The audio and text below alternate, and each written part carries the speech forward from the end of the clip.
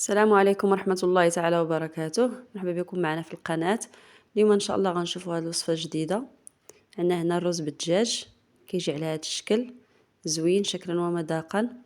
كنتمنى تجربوه وننتقلوا ان شاء الله باش نشوفوا المقادير والطريقة. هنا عندي زلافة ديال الرز كلاصي داك النوع الرقيق، ماشي الغليظ، ماشي الرز كلاصي الغليظ. غادي نديرو غادي نرطبو في الماء وغادي نخليه واحد المدة عاد غادي نطيبو.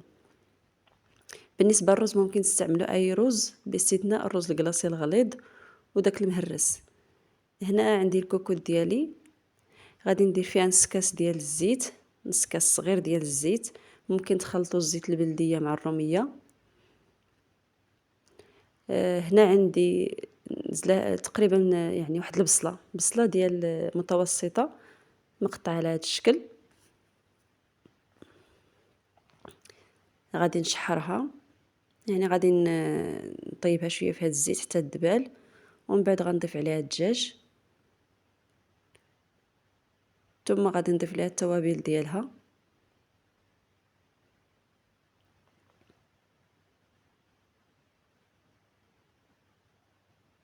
بالنسبه للرز ممكن تضيفوا الرز بسمتي، هو اللي كيجي احسن مع هذه الوصفه اللي متوفر عندها. وإلا ما كانش ممكن ديروا غير بحال هذا اللي درت، داك الرز كلاصي الرقيق، حيت كيدخل مع المذاق ماشي بحال الغليظ. هنا من بعد ما هاد البصله دبالت غادي نزيد عليها هاد الدجاج. انا درت هاد الجزء من الدجاج، ممكن ديروا اي جزء، ممكن تزيد ضاعفوا الكميه. انا درت كميه قليله لاننا قلال في الدار. يعني للامانه هاد الوصفه يعني وصفه يعني سميتها دجاج البرياني، ما عرفتش واش وصفه هنديه ولا باكستانيه. هنا ضفت جوج عواد ديال القرفه وجوج حبات ديال قعقله او الهيل، وهنا عندي شويه ديال الكمون، تقريبا نص معلقه كبيره ديال الابزار.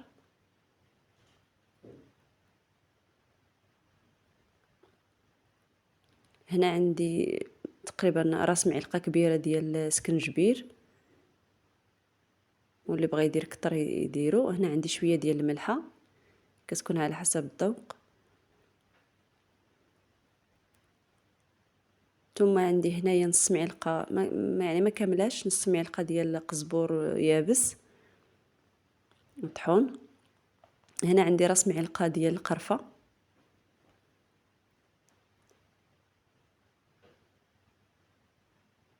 ثم عندي نص معلقه كبيره ديال الحرقوم او الكركم.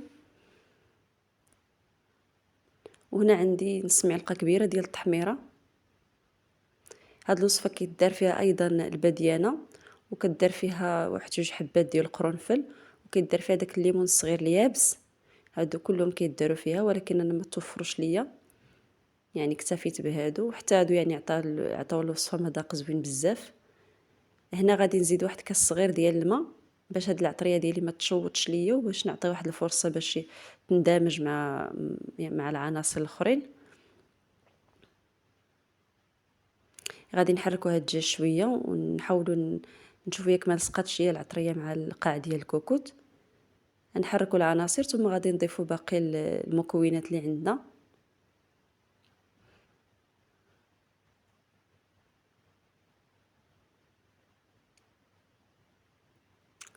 يعني هنا غتقلى شويه هاد الدجاج، ثم غادي نضيف عليه واحد معلقه كبيره ديال طماطم مصبره اولا مطيشه ديال الحك اولا معجون الطماطم. ثم غادي نضيف عليه واحد العلبه ديال الزبادي او ياغورت مسوس. يعني هاد الياغورت راه كيعطي واحد المذاق خطير لهاد الوصفه، كيبدل لي يعني المذاق، كيتبدل كيولي مذاق اخر، شي حاجه مختلفه. يعني هذه فرصه يعني نجربوا اطباق اخرين. يعني هذا طبق اسيوي غني بالتوابل بزاف. يعني كيطيبوها حتى بالسمن، كيكون فيها حتى السمن، غير يعني السمن العادي ماشي السمن الغاوي، غير السمن العادي حتى هو كيخلطوه مع الزيت ملي كيشحروا البصله. ولكن كما كنقولوا حنا راه غادي نردوها مغربيه، غنخدموا بالعناصر اللي عندنا حنايا. يعني كما كتشوفوا، شوفوا من بعد ما ضفنا الياغورت كيفاش ولا القوام ديال هاد لاصوص. كيبان القوام ديالها كريمي، وكيبان اللون ديالها غزال، غيولي اللون ديالها يعني برتقالي، يعني بحال كيما كنشوف دوك الاطباق الهنديين، بحال داك اللون والقوام اللي كيكون عند لاصوص ديالهم بحال هاد الشكل. انا هنا صافي حركت هاد الدجاج مزيان مع التوابل. هنا غنزيد عليه 2 كيسان كبار ديال الماء سخون، يعني ماشي ما بارد ماشي طايب عاوتاني. وغادي نغطي هاد الكوكوط وغنخليه طيب على نار هادئه، تقريبا غتدي ليا واحد نص ساعه حتى 40 دقيقه، ولكن كل مره كنقلب ما غاديش نسها عليها. صافي هنا من بعد ما هاد يعني المريقه تشربات، غادي نشوف هاد الدجاج واش طايب. صافي هنا طايب، غادي نطفي عليها وغادي ندوزو باش نشوفوا الرز ديالنا من بعد ما رطبناه تقريبا واحد نص ساعه الى 40 دقيقه. دابا غادي نصفيتو وغندير هاد الماء الطايب، غندير فيه شويه الملحه في هاد الكاسرول، ثم غادي نضيف عليه الرز. وماشي يعني خصني كل مره نقلبو، يعني كل مره تقريبا غادي يدير لي في الطياب من 10 دقائق حتى ربع ساعه على حسب نوع الرز اللي غادي تخدمي نتيا. ولكن كل مره قلبيه، من الاحسن كل مره قلبي الحبه ديال الرز وشوفي واش وصلت للمستوى اللي بغيتي في الطياب ولا مازال، لان هذا الرز ما خصوش يطيب عاوتاني حتى يتهرى. بغينا دوك الحبات ديال الرز يبقاو واقفين وشادين في راسهم. داكشي علاش رطبناهم، يعني هاد القضيه ديال اننا نرطبوا الرز مزيانه باش الحبات تكون هكا مفرقه على الاخرى. وغنبقى نحرك الرز ديالي حتى يطيب، غنخليه يعني ما يطيبش 100% تقريبا 90%، لانه باقي غادي يزيد شويه مع الدجاج. ضروري ندمجوهم في واحد اللحظه باش يعني يتبادلوا المذاق بيناتهم. هنا الكوكوط ديالي اللي طاب فيها الدجاج كيما هي، انا ما غسلتها ما والو، ما كاين لاش نزيدو علينا الاواني. هنا غادي ندير نص كميه ديال الرز، ثم غادي نضيف عليها الدجاج ونخوي عليها هاد المريقه ديالها ونرجعها طيب تقريبا ما بين 10 دقائق حتى ربع ساعه، ولكن نبقى وحداه يعني وردوا معاه البال. انا راه كنت ملهيه مع اللوز حتى لقيتها لصقات ليا شويه لتحت، يعني جاب الله ما تحرقاتش، يعني تردوا معاه البال لان المريقه قليله والرز كما عرفناه كيشرب.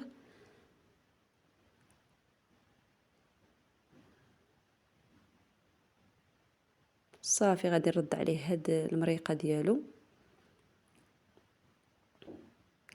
وغادي ندير ليه واحد شويه ديال الزعفران، رطبته مع شويه ديال ما زهر. ممكن ديروا غير الملون غذائي مع شويه ديال الماء وتخويو عليه.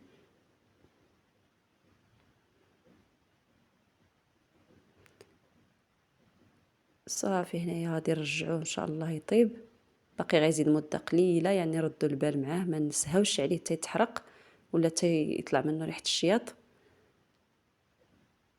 وغادي نتلاقاو ان شاء الله باش نشوفوا الطريقه ديال التقديم ديالو.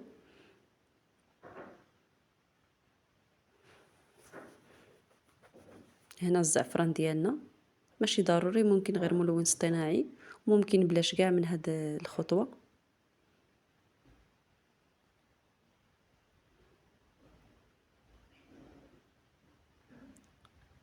صافي هنا غادي نردو يطيب، وهنا هي النتيجه النهائيه ديالو. هنا حطيت الرز وحطيت عليه الدجاج، ثم هنا غادي نزينو اللوز فرقته على جوج، نص خليته بالقشره ديالو ونص خويت عليه الماء طايب وفسختو وقليتو. بالنسبه للوز ديما كما كنقولوا اللوز راه حساس، دغيا كيتشوط دغيا كيتحرق. كنطيبوا اللوز في زيت بارده ماشي زيت سخونه.